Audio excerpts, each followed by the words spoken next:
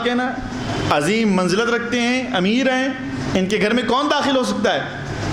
تو اس نے کہا ٹھیک ہے، پھر اس کے بعد میں یہ کہتا ہوں کہ میں علی سے نفرت رکھتا ہوں۔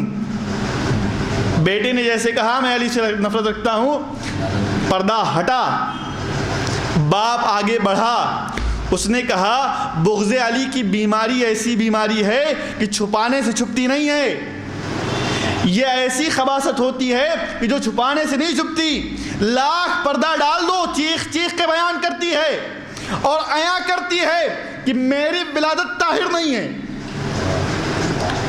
کہا کیا ہوا؟ کہا ایک روز یہ پڑوسی دیوار کود کے چلا آیا اور بالجبر اس کی ولادت ہو گئی۔ دیوار کود کے چلا آیا، بالجبر ولادت ہو گئی۔ تو جہاں یہ دعویٰ کر رہے تھے کہ میں بغض علی رکھتا ہوں،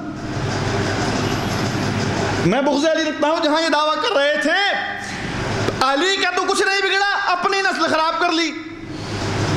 اور بغض علی کی بیماری ایسی ہے، جیسے کہ ایک صاحب تھے پاکستان کے، وہ کہہ رہے تھے کہ ایک مرتبہ ہم فقہ پڑھ رہے تھے اپنے استاد کے پاس،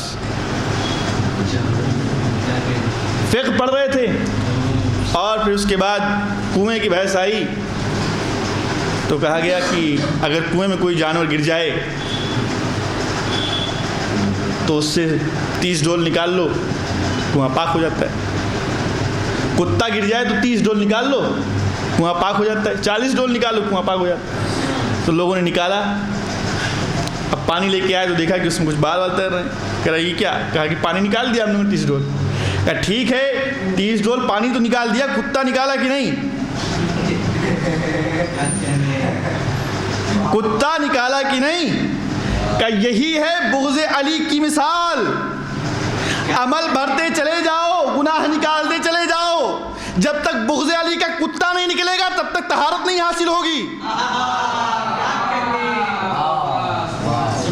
تو اگر طہارت حاصل کرنی ہے تو پہلے اس دل سے بغض علی کا کتا نکالو، پھر اس کے بعد نیکیاں بھرو گے تو نیکیاں رہیں گی، نیکیاں ٹکیں گی، اور توبہ کرو گے تو گناہ معاف ہوں گے۔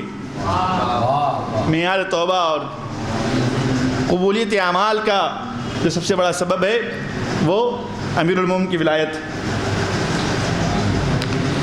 یہ کام صرف امیر المومنین کی زندگی تک محدود نہیں، تمام دیگر ائمہ جو امام علی کے بعد آئے، اور یہی سلسلہ آخر تک آج کے زمانے میں بھی چلتا رہا۔ امام علی نقی علیہ الصلوۃ والسلام نے ہمارے لیے کچھ اصول چھوڑے۔ آج لوگ کہتے ہیں کہ حدیث سمجھ میں نہیں آ رہی، حدیث سمجھ میں نہیں آتی، ایسا لگتا ہے امام نے ایسے کیسے کہہ دیا، اور سائنس تو یہ کہتی ہے، حدیث تو یہ کہتی ہے، سائنس یہ کہتی ہے، حدیث یہ کہتی ہے۔ زمانہ بدلنے دو، امام کا کلام وہیں موجود رہے گا، سائنس تو بدلتی ہوئی آئی ہے، کبھی یہ بھی بدلے گا اور حقیقت امام واضح ہو جائے گی۔ اس لیے امام نے کہا کہ ان علمتم انہ قولنا یا قولنا، اگر تم کو اس کا علم ہو جائے کہ ہمارا قول ہے، فعزموہ، تو اس پہ اعتبار کرو اور کام کرو، اس پہ عمل کرو۔ وما لم تعلموہ، اور اگر تم کو نہ پتہ چلے، فردہ الینا، تو اس کلام کو لے کے بحث نہ کرو، ہماری طرف واپس پلٹا دو۔ ہو سکتا ہے کوئی زمانہ آئے تم پہ بات عیاں ہو جائے۔ تو اس لیے اگر کوئی حدیث فضائل اہل بیت میں یا کوئی حدیث کسی سلسلے میں سمجھ میں نہ آئے، نہ واضح ہو پائے، تو اس کا انکار نہ کر دیجئے، ہمارے قولوں کو رد نہ کر دیا کرو، مسترد نہ کر دو، ہمارے پاس واپس رکھوا دو۔ جب پردہ غیبت اٹھے گا تو یہ بات واضح ہو جائے گی۔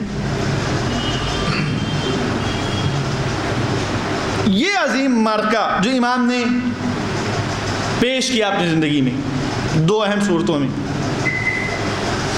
زیارت امیر المومنین، کیسے مقام میں ارشاد فرما رہے امام، متوکل نے فوج بھیجی ہے امام کو لینے کے لیے کہ جاؤ لے کے آؤ مدینے میں۔ امام کو لینے کے لیے فوج گئی، پوری کی پوری فوج گئی۔ امام جانا چاہ رہے ہیں لیکن ایک مرتبہ رک گئے، اور پھر اس کے بعد ایک مقام پر زیارت پڑھ رہے ہیں غدیر کی. سارے دشمنان اہل بیت ہیں، وہاں پر بھی امام تبلیغ غدیر کر رہے ہیں اس عنوان سے. جس طرح تمام لوگ موجود ہیں، وہاں پر امام زیارت غدیر پڑھ رہے ہیں، زیارت امیر المومنین پڑھ رہے ہیں. اس طرح سے امام علی نقی نے تبلیغ دین کی، اس طرح سے امام علی نقی نے دین پہنچایا. یہ ایک ایسا شدید، ایسا سخت مرحلہ ہے کہ جہاں تشیعوں میں بھی لوگوں کو بڑی ہی، یعنی جو شیعہ تھے ان کے دلوں میں بھی شک و شبہات تھے، اور کوئی چھوٹے موٹے شک و شبہات نہیں تھے، کیونکہ اس سے پہلے وہ امام حسین سے، بلکہ امام حسن کے زمانے سے ہی وہ لوگ دیکھتے ہوئے آئے تھے کہ امام حسن کے بعد فرزند امام حسن نے دعویٰ کیا، جب امام حسین کی شہادت ہوگی اس کے بعد کہ ہم امامت رکھتے ہیں. یا بعد میں جناب زید کی نسل سے کچھ لوگوں نے دعویٰ کیا کہ ہم امامت رکھتے ہیں. یا بعد میں اس کے بعد جو یہ سلسلہ چلا کہ وقفیہ مذہب، جنہوں نے کہہ دیا کہ نہیں اب یہاں پہ وقف ہو گیا، اس کے بعد آگے بڑھے گا ہی نہیں.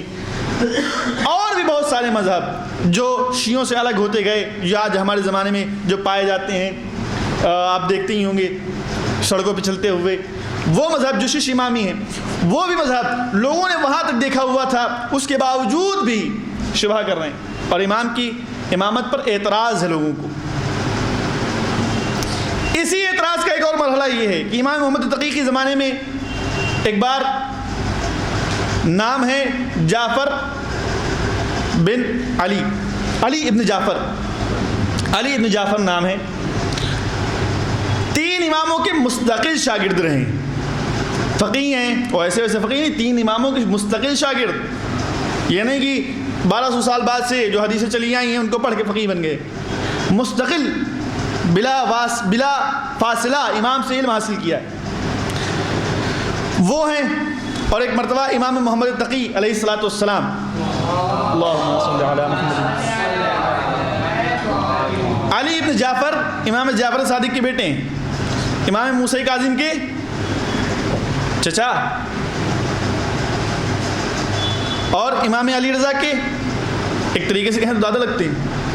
اور پھر اس کے بعد امام محمد تقی کے تو پردادا لگ جائیں گے اس عنوان سے دیکھا جائے تو.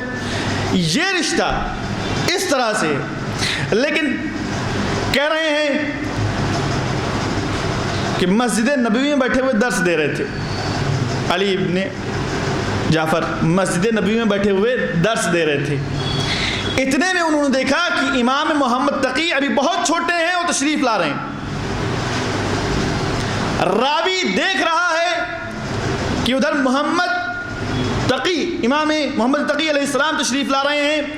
راوی نے دیکھا، دیکھنے کے بعد اس نے یہ بھی دیکھا کہ علی ابن جعفر اپنے مقام سے اٹھے، دوڑے، فوثب الیہ، دوڑے نہیں کودتے ہوئے گئے، جھپٹنا اس طرح سے گئے، بلا ردائن و بلا خدائن، اس طرح سے کہ نہ ردا ہے نہ چادر ہے نہ امامہ، کچھ نہیں غور کیا، اور دوڑ کے ایک بار گئے، امام کے قدموں پہ اپنے سر کو رکھ دیا، ہاتھوں کو لیا، بوسہ دیا، اور ایک بار اپنے زانوں پہ بٹھا کے پیار کر رہے ہیں، عشق کر رہے ہیں، اور امام کے ہاتھوں کا بوسہ لے رہے ہیں.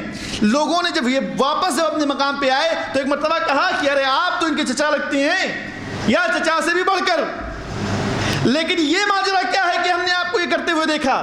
تو ایک مرتبہ فرماتے ہیں کہ تم جانتے نہیں ہو، یہ داڑھی نہ دیکھو، لفظ ہے کہ اس داڑھی پہ نہ جانا، اس داڑھی کی سفیدی پہ نہ جانا، یہ میری کمر خمیدہ پہ نہ جانا، وہ امام ہے، وانا عبداللہ، اور میں ان کا غلام ہوں. یہ فقرہ ان کی زبان سے جاری ہوا کہ کتنے بھی بڑے عالم دین تھے لیکن امام کا مقام امام کا تھا، اور جب امام کو دیکھا تو احترام یہ کیا. تو اس سے ہمیں بتایا کہ امام کا احترام، امام کا مقام کیسا ہے. فقیہ کا مقام اپنی جگہ پر، مجتہد کا مقام اپنی جگہ پر، لیکن مجتہد کے سامنے امام کا مقام کیا ہے. اور خود آغا وحید خراسانی جو اس زمانے میں ایک بلند مرتبہ فقیہ اور ولایت سے امیر المومنین میں، ولایت سے اہل بیت میں غرق، اور جب اس فقرے پہ آتے ہیں زیارت امام علی نقی پر، السلام علیک یا سر اللہ، اور پھر اس فقرے پر السلام علیک یا حق اللہ، یہ دونوں فقرے پہ آتے ہیں تو قلم کو خاموش کر دیتے ہیں.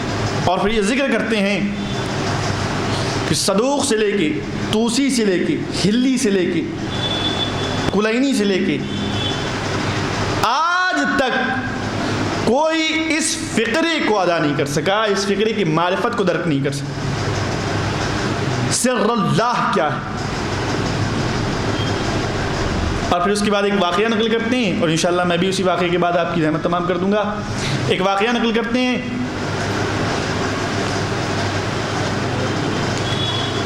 امام جب سامرا تشریف لائے، متوکل نے چاہا کہ امام کی توہین کرے، تو اس نے کہا کہ بازار تیار کرو، شدید گرمی ہے، شدید گرمی۔ اس نے کہا بازار تیار کرو، آج میں اپنے پورے جاہو حشم کے ساتھ بازار میں جاؤں گا اور دکھاؤں گا کہ بادشاہ کی ہیبت کیا ہوتی۔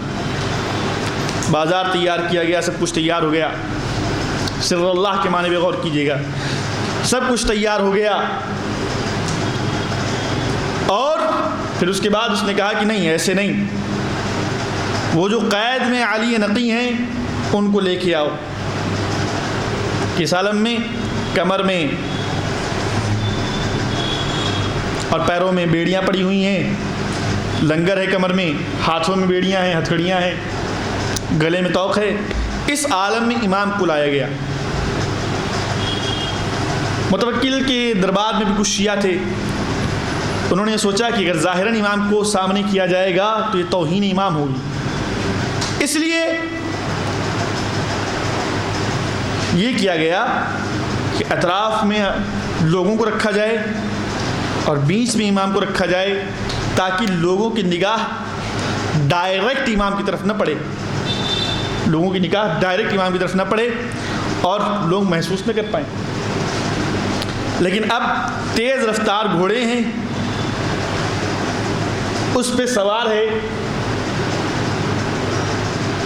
متوکل، چاروں طرف اوباشوں کا، بدماشوں کا ایک مجمع ہے، اس بیچ میں امام چل رہے ہیں اور یہ فقرہ کہتے جا رہے ہیں، خدایا کیا میری